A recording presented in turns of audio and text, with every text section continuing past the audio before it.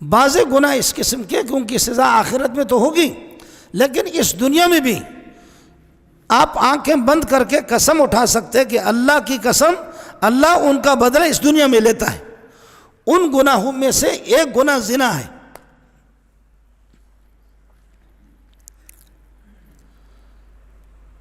مسلمانوں، میں بھی محتاج ہوں، آپ بھی محتاج ہیں، ہم سب اس بارگاہ الہی کے محتاج ہیں۔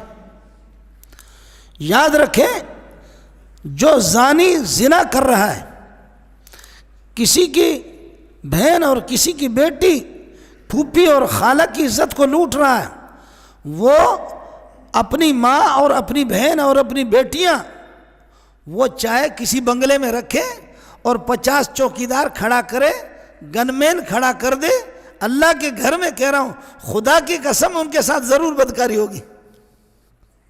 مجھے کیا مصیبت پڑی ہے کہ میں اس طرح قسم اٹھا رہا ہوں؟ کوئی آپ لوگ فیس دے رہے کیا؟ وہ چاہے کوئی صدر ہو یا کوئی وزیر اعظم ہو یا وزیر اعلیٰ ہو یا کوئی گورنر ہو یا کوئی جرنل ہو یا کرنل ہو، بڑا ہو چھوٹا ہو، اللہ کی قسم سوال ہی نہیں ہے کہ وہ دوسروں کی عزت لوٹ رہا، اس کی بہن اور اس کی بیٹیاں، اس کی بیوی محفوظ نہیں۔ غلط احمقوں کی دنیا میں رہ رہے، پاگلوں کی دنیا میں رہ رہے، پاگلوں والی باتیں کر رہے۔ وہ چوکیدار کھڑا کرے، چوکیدار تنخواہ بھی لے گا اور خود کام سنبھالے گا، ڈرائیور تنخواہ بھی لے گا، کام خود سنبھالے گا، دودھ لانے والا جو مزدوری میں دودھ لائے گا خود یہ کام کرے گا، ہمسایہ گیری کریں گے، یہ کام خود کریں گے۔ اور اس بے غیرت کو پتہ چلے یا نہ چلے، لیکن میرے رب نے نظام ایسا رکھا ہے، کما تدینو تدینو تدانو، جیسا کرو گے ویسا بھرو گے، ہو ہی نہیں سکتا کہ کوئی بچے۔ اب جو شخص، تو حذیل کے اس شخص نے کہا کہ یا رسول اللہ، مجھ سے رہا نہ جاتا، میں صبر نہیں کر سکتا۔ فرمایا کہ پھر تیار ہو جاؤ، تمہاری ماں اور بہن اور بیٹیاں ان کی عزت لوٹ جائیں گی۔ قربان جاؤں اس محمد کی جوتیوں پہ، اللہ میرے ماں باپ کو قربان کرے۔ بخاری شریف میں کہ زمانے جاہلیت میں نکاح کی کئی صورتیں ہوتی، ایک صورت نکاح کی یہی ہے جو آج کل ہمارے ہاں، اور ایک صورت نکاح کی یہ ہوتی تھی کہ کوئی بڑا سردار ہے عربوں کا، بخاری شریف آپ کو سنا رہا ہوں، عربوں کا کوئی بہت بڑا سردار ہے یا میر معتبر ہے، بہادر آدمی ہے، تو ایک آدمی اپنی بیوی کو کہتا تھا میری طرف سے آپ کو اجازت ہے، یہ بندہ قداور ہے، یہ بندہ خوبصورت ہے، یہ بندہ بہادر ہے، تو اپنی عزت اس سے لوٹا دے، یہ تیرے ساتھ ہم بستری کرے، اور جب تیرا حمل ٹھہرے گا تو اس کے بعد میں ہم بستری کروں گا، اس سے پہلے نہیں کروں گا۔ یہ اس لیے تاکہ یہ جو سنڈا منڈا ہے نا، اس کا نطفہ تیرے پیٹ میں جائے گا تو بچہ جو پیدا ہوگا وہ بھی قداور ہوگا، خوبصورت ہوگا، معتبر ہوگا، بہادر ہوگا۔ لعنت نہ ہو تمہاری اس بہادری پر۔ یہ بھی تھا جی۔ آپ کہیں گے مولوی صاحب پتہ نہیں کون سے اسٹیشن سے گفتگو کر رہا ہے، میں بخاری آپ کو سنا رہا۔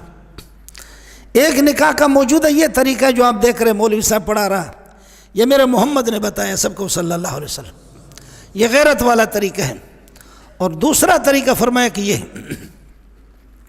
بیوی کو اجازت ہوتی تھی کہ تم جاؤ کسی بدمعاش کو دیکھو، اور فلانا بندہ طاقتور ہے، قداور ہے، خوبصورت ہے، سردار ہے، میری طرف سے اجازت ہے، تو اپنی عزت اسے لوٹا دے، اور جب تیرا حمل ٹھہرے گا اس کے بعد پھر میں ہم بستری کروں گا۔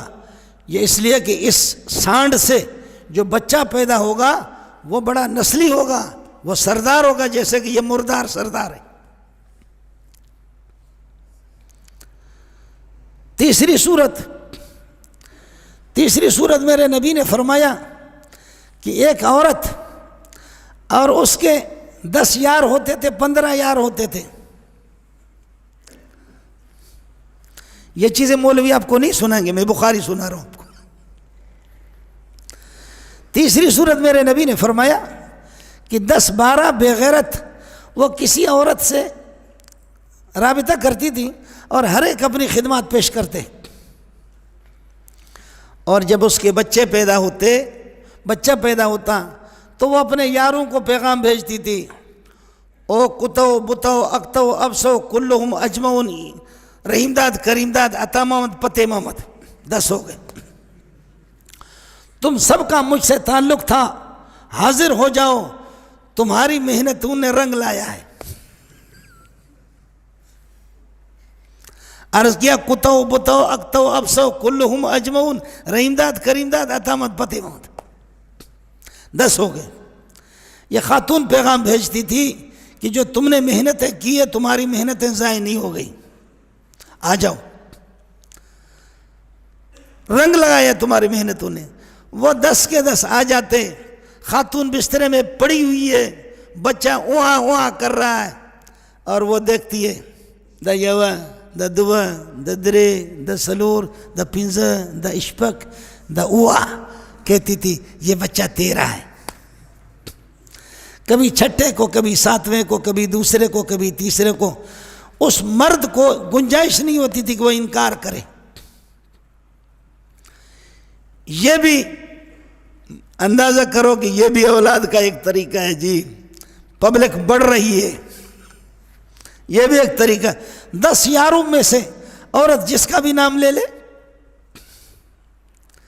اور چوتھی صورت میرے پیارے نے فرمایا ہے البغایا اللاتی ینصبن رایاتہن، وہ خنزیر قسم کے زانی عورتیں، وہ زانی اور بے حیا عورتیں، یہ حدیث رسول آپ کو سنا رہا ہوں، اور بخاری شریف جلد ثانی ہے، کتاب النکاح میں فرمایا کہ ان کے گھروں پر جھنڈا لگا ہوا ہوتا تھا، پہلے آئیے پہلے پائیے، جو بھی آئے صلاح عام ہے یاران نقطدان کے لیے، کسی سے کوئی محروم نہیں جائے گا اس دروازے سے، آ جاؤ۔ جب بچہ پیدا ہوتا تھا تو عورت سب کو بلاتی تھی،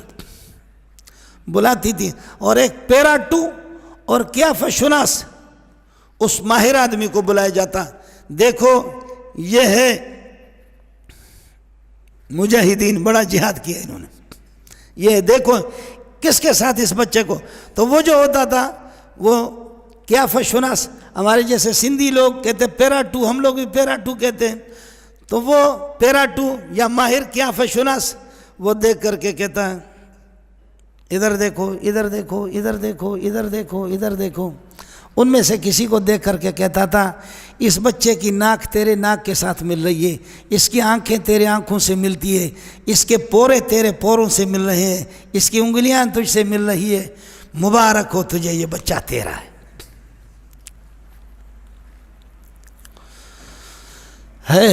اما عائشہ فرماتی ہے کہ یہ سب بے حیائی کے نکاح تھے، یہ تینوں صورتیں نکاح وہی ایک غیرت مند والے ہیں جو محمد نے بتایا صلی اللہ علیہ وسلم۔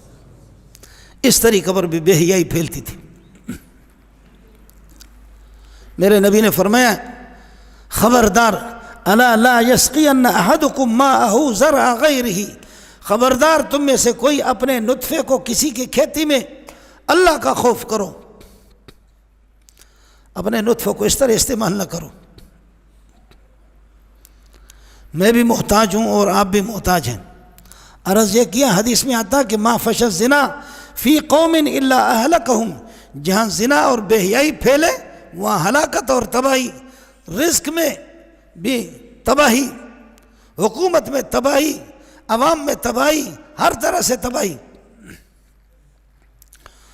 اور اہلکار حکومت کے جب اعلیٰ درجے کے بے غیرت ہوں تو پھر ملک کیوں تباہ نہیں ہوگا؟ ہے پیر صاحب جب شراب پی رہا ہو تو مریدوں کا کیا ہوگا؟ امام خطیب صاحب جب شراب پی رہا ہو تو مقتدیوں کا کیا ہوگا؟ یہ سلسلہ ہے جی۔ ما فشى الزنا فی قوم الا اہلکہم، لیکن ظاہر ہے ملک کا اعلیٰ طبقہ وہ احکام شریعہ کا پابند نہیں ہے۔ میں بھی پابند ہوں، آپ بھی پابند ہیں، مجھے بھی اللہ کا حکم ہے، آپ کو بھی اللہ کا حکم ہے، میں بھی غیرت کا محتاج ہوں، آپ بھی غیرت کے طالب ہیں، ہر انسان کو غیرت چاہیے۔ اور اس بدکاری سے یاد رکھیں، اس کا آسان طریقہ یہ ہے، قُل لِّلْمُؤْمِنِينَ يَغُضُّوا مِنْ أَبْصَارِهِمْ وَيَحْفَظُوا فُرُوجَهُمْ، جہاں سے گزرو اپنی نگاہ نیچے کر لو۔ مومنین کو چاہیے کہ وہ اپنی نگاہیں نیچے کر لیں، اور اگر نگاہ پڑ گئی نظر نیچے کرو، اس پر نگاہ پڑ گئی نظر نیچے کر لو، کمال ہے تیرا، تیرے لیے ثواب ہے۔ اور نگاہ پڑ گئی، اچانک نگاہ پڑ گئی، نیچے کر لیا، پھر دوبارہ دیکھ لیا، پھر سے بارہ، میرے نبی نے فرمایا فَإِنَّ لَكَ الْأُولَى وَعَلَيْكَ الثَّانِيَةُ، پہلا تو تجھے ثواب ملے گا، اچانک نگاہ پڑ گئی۔ نگاہ ڈالنا الگ ہے، نگاہ کا پڑھنا الگ ہے۔ نگاہ ڈالنا الگ ہے، نگاہ کا پڑ جانا الگ ہے۔ بعض لوگ کہتے ہیں کہ بھائی اوپر اوپر نہیں دیکھو، وہ نیچے سے دیکھتے ہیں، کہتے ہیں نظریں نیچے کرو، تو وہ بالکل ناڑے کے قریب دیکھتا ہے ہم کو، اوپر اوپر سے نہ دیکھو۔ نہیں، تیرا کمال ہے کہ اچانک تیری نگاہ پڑ گئی، چیز آپ کو بھا گئی، پھر بھی اللہ کو سامنے رکھا، آپ نے نظر نیچے کر لیا اور بالکل اندھے بن گئے، تو واہ واہ، میرا رب کہے گا شیطان اچانک اس کی نگاہ پڑ گئی، شیطان کتنا وسوسہ ڈال رہا ہے، لیکن میرا بندہ اس کی نہیں مان رہا، میرا مان رہا ہے، میں راضی ہو گیا اسے۔ لیکن دوسری مرتبہ دیکھ لینا، تیسری مرتبہ دیکھ لینا، اور پھر میں عرض کرا نگاہ کا پڑھنا الگ ہے، نگاہ ڈالنا الگ ہے۔ نگاہ ڈال کر کے دیکھتا ہے، خبردار۔ عجیب بات آپ کو بتاؤں، یہ آنکھیں اٹھتی نہیں ہیں۔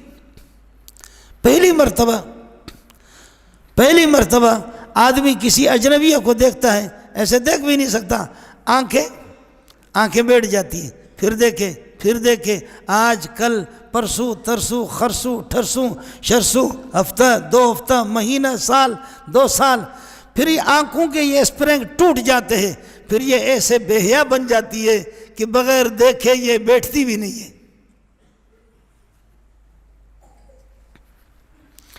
اللہ نے ان میں ایسی غیرت رکھی ہے خود بخود، لیکن جو مسلسل جو مسلسل دیکھتے ہیں۔